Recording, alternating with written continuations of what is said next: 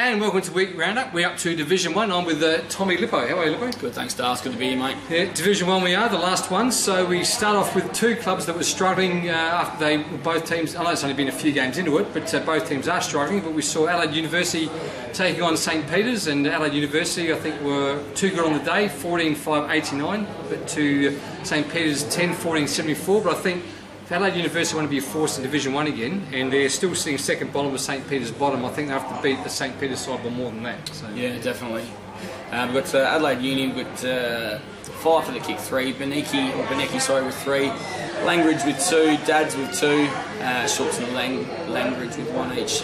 Best players, we've got Pfeiffer, Painter, Langridge, Cunningham and the Grice.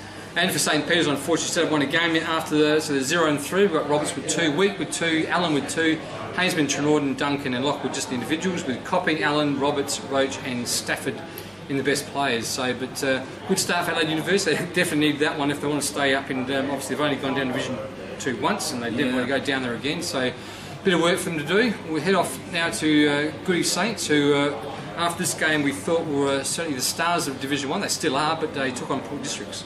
Yeah, so we've got Districts that ran away with a 21-point win. That's 14-10-94 to 10-13-73. So looks like Goodwood were up in control at half time, and Districts came out with a 8-goal third quarter to set themselves up for the win. So Port Districts got Foster with 2, Paddy Carlisle with 2, I reckon that is. Batty with 2, Williams with 2, McInerney with 2, and 3 or 4 singles there as well. So best players, we've got Gaffney, Batty, McInerney, Rosenthal and Greg.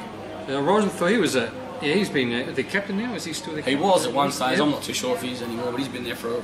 He's playing with you and juniors, wasn't he? So. Yeah, he's definitely been a long-lasting player, which is good to see. Yeah. So with Goody Saints, we've got Barry with 3, Gilling with 3, and individuals to probably 5 or 6 other players there. The best players, there was a huge Scara, Gilling, Barry, and Whaley. So.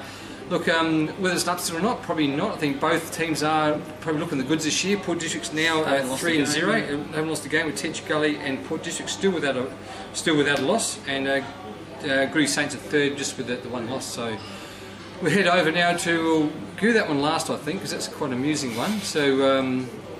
And TJ probably knows why I'm doing it too. We've got mail on that one, mate. Mail on that one. So this is the game that we called on the weekend. So up there at Pertering Rover, and thanks again for Teacher Gully for doing this, because they were the first ones to say, look, love to have you call a game, which was last year. So they were the very first, and now we're doing every one of their home games. So what a Teacher Gully for taking on this new venture that Luke Hosey has done, and it's gone really well. So, but nonetheless, Teacher Gully took on Ross Trevor, and they were very good winners at the end of the day. So.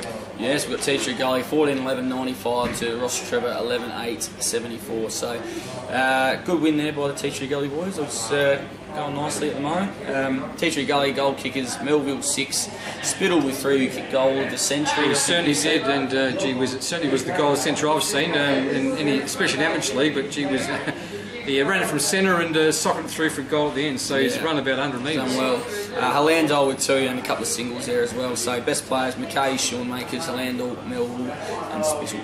Yes, and for Ross Trevor, Fantasia with 2. I thought Fantasia, as his best on ground as well, he was by far the best on ground for Ross Trevor that day. He held his own, and I think he really kept the Ross Trevor boys going when they started. They're up with Teacher Gully there, but I think they started to tire at the end, and Teacher Gully just did run away in that last quarter. So, but Homst with 2, Kamain with 2, still kicking a couple. Kamain, he was very good on the day as well. With individuals to 6 other players. With the best players, I said Fantasia, he was brilliant. Jordan Holland, Alan O'Malley and Holm were the other players for Ross Trevor. So now we head off to Salisbury North and Modbury.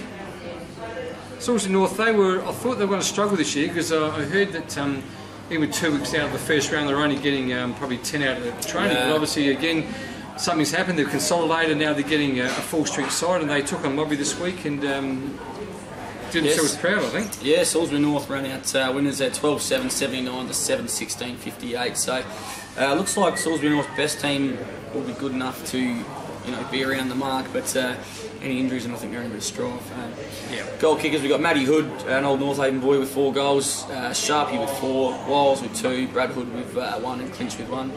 Brad Johansson, best on ground, Clinch, Russo, Sharp and Brad Hood round out the best.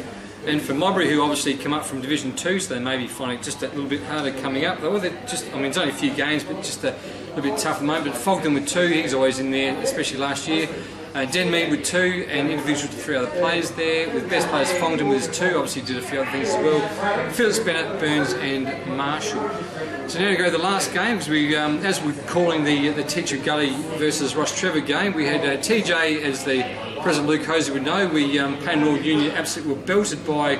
Previously we thought Prince Africa's were really going to struggle this year because they hadn't won a game until last week, and they struggled with even the trial games. And Payne Norwood Union, and Luke Hosey would see, he's watching the game at the same time, trying to call, and he saw the results of the game. He's throwing his microphone. He was abusing poor Luke Hosey nuts because we were trying to call the game and we were trying to do other things, and he was telling us to shut up, and he was trying to concentrate on both things. But not a happy boy, TJ. We accept your apology because he wasn't a happy boy that last 10 minutes of the game. But PAC, this is a big shock to us. Massive winners there over Payne Norwood Union. Yeah, absolutely.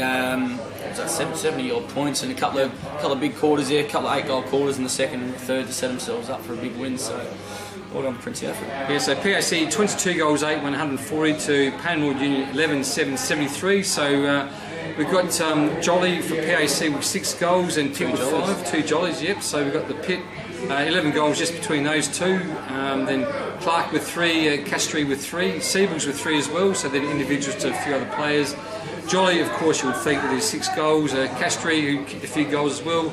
And Wicks, so Wicks is he's out from Norwood, played a few games at Norwood last year, couldn't quite get there. He's back out at PAC, ex-Old Scholar, in the best players with Pitt, Clark and Lang.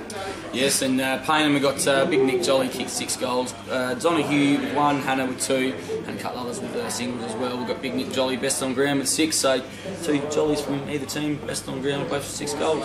So I think after that, so poor old TJ, we think he didn't break any microphones, did he? Luke, was he? He threw a couple down, but not a happy boy. But as we go into this week's games, we've got Ross Trevor, who look, they did themselves okay last week against a good side Teacher Gully. They just ran out of legs in that last quarter, and they take on bottom place St Peter's. So you would think Ross Trevor, especially at Ross Trevor, would do pretty comfortably, I reckon. So we've got Goody. This is probably a match of the round. We've got Goody Saints taking on Payne Norwood Union. They've only won the 1 game. There's only been 3 games. I think Payne are still in the mix. Live calling this game. There you go. Sorry, I forgot about that. Live calling from Goody Saints this one. So take on Payne Norwood Union. Look, I still think Goody Saints. They are just on fire at the moment. Gee whiz, we've got some people inside. You agree? He's just lost. And now we've got Modbury. Modbury probably struggling coming up from Division 2. Some people around here. So versus Port Districts, who are doing very well at the moment, haven't lost a game, 3-0. So look, I think Port Districts, even though it's out there at Modbury, not Districts pretty easily there, I reckon. And Prince Alfred and Teacher Gully out at Park 9. I know it's a bit of a tough one, this one. Prince Alfred team have got their act together because they were struggling big time. They've only got 4 sides. They had 6 last year, or I think that's the calculation. Pulled out of Division 7, got the C3 side. Maybe a few players went elsewhere, but I think Teacher Gully. I'm going for Teacher Gully only because of what I saw from them last week, and they are on fire on top at the moment. I might go Prince Alfred, I reckon. Yep. A bit of an upset. Yep, no, they're a good call too, absolutely. So, and then we've got Adelaide University, who are struggling at the moment, and they're probably going to look. Swords North, they were struggling too because they're struggling with. As I said, they only had a few out of training with a few weeks to go. Obviously, they've got some sides together, but I think both sides struggling. Oh, gee whiz. Tough one. Probably Uni's just as there, but just I think. Wouldn't surprise you either way, would it? Yeah, they're going to go back to. You don't want to go back Division 2, but obviously, but I'm going for Uni this week. That's it. And that's it for Division 1. Thanks all for your time again. We'd like to thank our sponsors too. Don't forget about our sponsors. They are obviously support us each week to get this show up and running. Yep. And we'll see you next week.